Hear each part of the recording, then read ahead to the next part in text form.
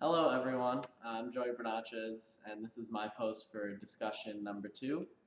So we'll start by talking about the Fortune 500 company which I researched, which is Freddie Mac. It's officially known as the Federal Home Loan Mortgage Corporation, but that's a little long-winded, so it goes by Freddie Mac. And this company basically buys residential mortgages. So what they do is they go to mortgage lenders, usually banks, and they buy the ownership of the mortgage from the bank, and they repackage it in a way that assures that people who might not be eligible to get a loan from a bank to begin with are actually able to get the loan through this company and really begin the process of getting their own home. It operated as its own private business for a long time until the housing crash in 2008. I'm sure most of you know that the cause of the Great Recession was subprime loans in the area of 2008. So the entire housing market was just decimated during this time. And because of this, in that time, Freddie Mac actually became a GSC, which is a government-sponsored enterprise. So right now they operate with the support of the government, and this has actually become really big in keeping them afloat and actually keeping the industry afloat. So the customers that Freddie Mac targets are really any prospective homeowner. In fact, Freddie Mac and they have a sister company called Fannie Mae. And together, these two companies account for 70% of the new home loans in the United States. So you can see they have a massive, massive presence for really anyone that's trying to get a mortgage. But obviously, it appeals more to people that won't be able to get a loan normally from a bank and are able to go through this different channel to get their own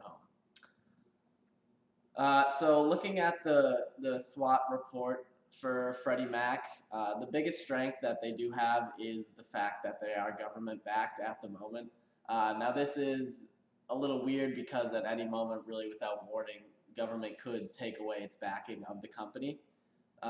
So that's always something to be looking at. One weakness that they have is an overdependence on few suppliers. And by this, it means that the top lenders that they buy the mortgages from, the banks they go to, they account for more than 50% of all of the mortgages that they do business with. So you have these 10 mortgage lenders, the top one being Wells Fargo Bank, which I'm sure we're all familiar with, which accounts for 22% of all of their contracts. You have this many banks having this much control over such a large portion of their mortgages. If anything were to go wrong within these big suppliers, it could really affect the profitability of Freddie Mac as well. Another weakness that Freddie Mac currently has is that they have deteriorating asset values since the recession. And this was reflected in a negative return on assets for 3 consecutive years from 2009 through 2011. And then after these years, there were really very small incremental increases in the return on assets. But if you're looking at the financials, ever since about 2008, the total assets for the company has not wavered much. It's gone up and down, but it's been stuck at pretty much just under $2 million since then. So it's a bit concerning that they don't have that actual base behind their income. One opportunity that we see within Freddie Mac is a shift in the culture of the lending industry away from exotic loans. The main competitors of Freddie Mac operate because they use different loan structures, and these ones, the ones that their competitors use, are usually, they're called exotic loans because they're much more unique. They have a higher risk, but obviously because of the higher risk, they have lower payments. So this is even more targeted towards the people that can't afford normal loan plans. But recently, with higher regulations on the housing market, because of the crash and more scrutiny just around the entire essence of that market has really led to people saying they don't want these loans, exotic loans anymore. So that's good for Freddie Mac because they offer these more traditional loans that are much safer and obviously approved by the government because they're government sponsored. Another opportunity that we see is a growing home building rate. In 2014, home building increased by 0.9%, and at the time that this article was written, the expected growth for 2015 was 7.4%, and it has been growing since then, the home building rate. It's not surprising, obviously, there had to be a bounce back or recovery from the recession, but it is great that the numbers have been extremely high in increasing in the housing industry, and it seems to be bouncing back fairly well. And this, I mean, obviously, higher supply of houses, higher supply of homeowners, more people looking to get loans. They're going to get more business, so that's the opportunity there. Because of this increase in home building and people looking for loans, they're doing relatively well financially. They're obviously a GSE, so it's not really likely that they're suddenly going to go volatile and disappear. But they haven't really had an abundance of growth since the recession, maybe not as much as they would have liked to have seen.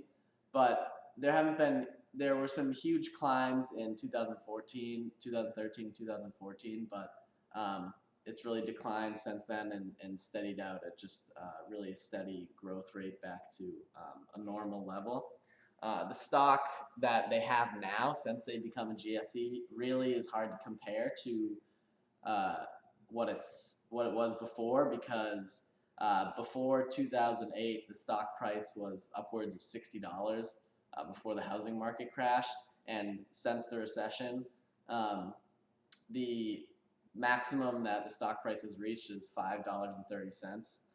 So there is like this huge difference in the stock price, and it's really going to be a long time before the stock price could probably ever reach the levels that it was at before the market crashed. But that was a flawed system, so it's unlikely that, that we could even see numbers up that high again. As I talked about, the housing market was the main cause of the Great Recession, so the industry has really been in a lot of trouble since then, and it has been bouncing back. I've talked about the house building numbers have been increasing, and a big part of this has been through Freddie Mac and Fannie Mae, because the fact that the government was able to step in and sponsor these places, they've maintained a lot of the integrity of the mortgages industry, because while other places have really gone bad in the recession and went bankrupt, they maintained a relatively steady level of profitability. And one quote that I took from the IBIS world about the industry is that strict regulation, rising interest rates, and continued deleveraging will moderate demand, and the industry's recovery will likely be slow due to the continued uncertainty surrounding GSEs. So this quote really shows how the industry is doing in a short statement. It is still recovering, but it is a really steady, slow climb to get there. And there is going to be a lot of pertinence around what companies like Freddie Mac, the GSEs, do and what role they're going to have going forward in the industry. Well, that's Freddie Mac in a nutshell. I'm sure some of us will be experiencing this company later in our lives when we go through our own home mortgages. So now let's move on to the chapter 10 to 12 article that I read, which was the one about Target, the latest PR nightmare, and the bad business decision they had. This story was pretty much about Target hiring 40 new executive employees and beginning the process, telling them they had jobs, and then a few months later, a few weeks, depending on the employee, They were told that they no longer had a job and they were pre-fired pretty much before they even started working. And this caught wind in the media, and it became this huge nightmare for Target, especially with problems they've been having lately with hacking and other complaints. The main problem with this story, and the reason that it's going to relate to us so well, is because of the fact that this was all caused by really just bad business communications. There was nothing said on the part of Target before they went to terminate these employees. There was no attempt at an explanation. They only released a statement after the media started attacking them, basically just saying they couldn't hire the employees at the time, and it was a hard decision. But there is really no big explanation, and it's not that it's unbelievable that Target is unable to hire these people and that they did have to let them go, because if that is the way the company felt they had to operate, that's okay, but they did it in the completely wrong way. What they should have done was to communicate obviously better with the people they hired, and um, given them some idea when they were going through the process that it might not work out. And even after that was done, stay in touch with them during that interim period uh, before they were fired, and give them updates on what's happening. If it's looking like something might happen, they should have warning of that before they continue changing their life and getting their lifestyle set around this new job they think they have. In addition to working with the people, they probably should have released a public statement at the same time, putting a little more explanation in. When you keep it this vague, as vague as their message was, it's really hard for people to understand and not go on the offensive. So they really needed a way to break it to the public that it's actually the company that couldn't handle it, and they need to be clear about that message. All right, finally, I'm going to discuss what I would do in the situation with Danny. This is obviously a really tough scenario because of how closely he's tied with his uncle being your boss. But I think that the best way to approach this is definitely with a face-to-face conversation, even if that begins with an email or some sort of written message telling them you need to meet. But I think it definitely needs to be done in person, because there's a lot in the air that needs to be cleared, really.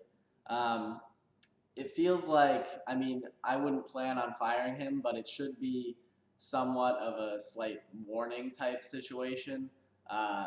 Obviously, you don't have any hard evidence that he's done anything wrong. You've just been hearing stories, so it's really going to be best to take a cautious approach.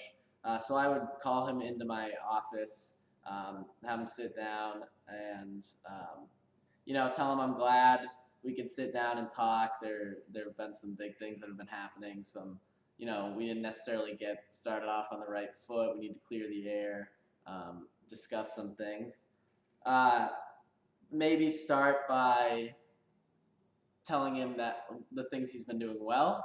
Like, it's nice to have him there. It's nice to see that he's following in his uncle's footsteps and he wants to be a part of the company. But in doing that, he's accepted some responsibility. He's now a part of my team. He's under my employment, and as a part of that team, he needs to work on the same level as these other people, and not, obviously the idea here is that he not be given special treatment, but I'm not sure I would come right out and say that, because that's something that's going to really just reflect back as me being spiteful to the boss. So I wouldn't word it that way. I would definitely keep it in the context of, everyone needs to be working the same in a team, working together. And then after that, address the rumors that I've heard about his professionalism and how it's been going, and what I've heard. So I would talk to him about the joke he made that was overheard, or the cursing at the client, which was overheard. And I wouldn't necessarily attack him. I would ask him, this is what I heard through one of the employees, and I don't have any merit to back it, but like you have a chance to defend yourself. I would give him a chance to defend himself, but also tell him that I have heard these things, so I'm going to be on the lookout, and they have to stop now, or he can't be an effective part of my team, and it's not going to work with him in the company. And I would hope that he would understand this, and he would be able to turn his act around and work harder for the company.